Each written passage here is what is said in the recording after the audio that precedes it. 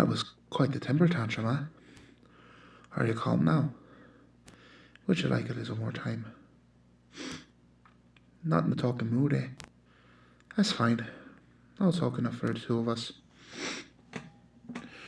Look, I understand, okay? You're upset. I've put you through a lot, and I guess in the end, it's understandable to seek out revenge the way you did. After all, look at us. Look at what we do. Are you really all that in the wrong? Can you really be a villain? I'll go ahead and say it. I'll say it so that you may hear it from my lips and maybe, just maybe, have some closure. I came to your apartment complex in that little Christian commune, freshly adopted by a local, and on my way to being saved. But I was already saved. Saved by someone else. I led you astray, almost had you. But then my little quirks began to make things weird between us. The lamb blood, the wood carvings, the ink drowning. All the time, everyone kept trying to get me to act how they wanted. Then I killed them. I started with your mother. I got her while your father was out. I broke glass over her head before she knew I was there. Then I dragged her to the living room. The smell of fresh blood, that pungent copper scent that stained the carpet, filled my nose joyously. I dragged her up and used shards of broken glass to nail her to the wall like her false god's son. She screamed awake after her arms were useless.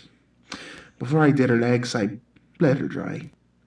I had to silence her quickly, as you can imagine. When your father came home, I let him call for her. I hid in the dark of the room and let him find her. I let him cry out in anguish and fall to the floor, retching.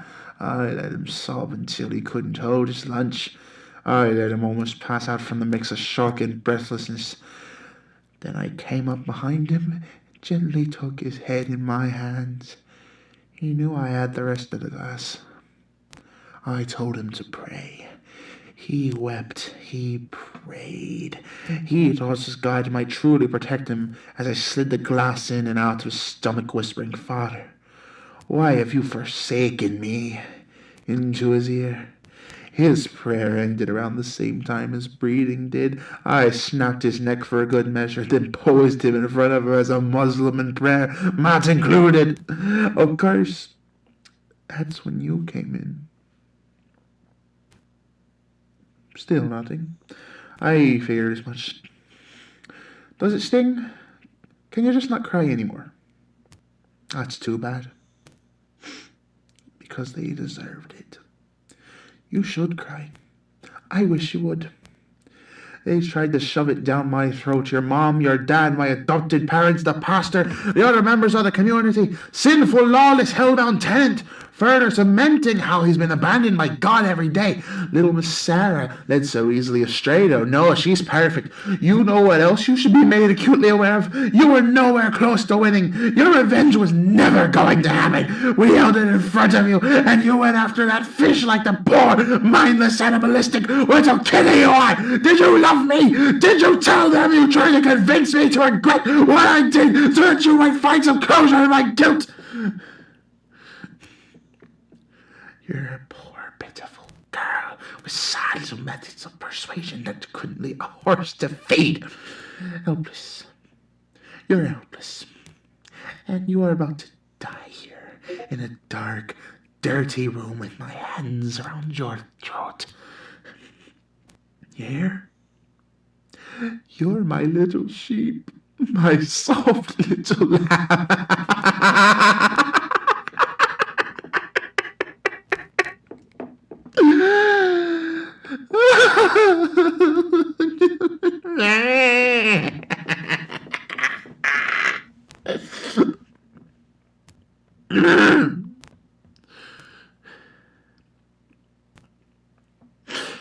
Well,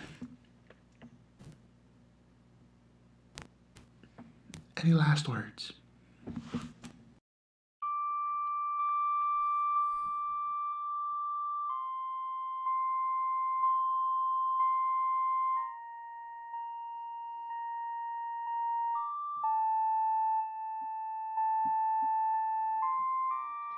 Down goes the sun. I stared too long. Don't want to look back at what I've lost. Take what's left when I'm gone. Might as well finish off as my fingers uncurl. You'll see what I cling to, what you've broken, and all the reasons to end the world. My cold release won't bring me peace. If you burn me, please turn my ashes out in the sea. I will be left alone in the dark. At least you'll carry on if your heart does return.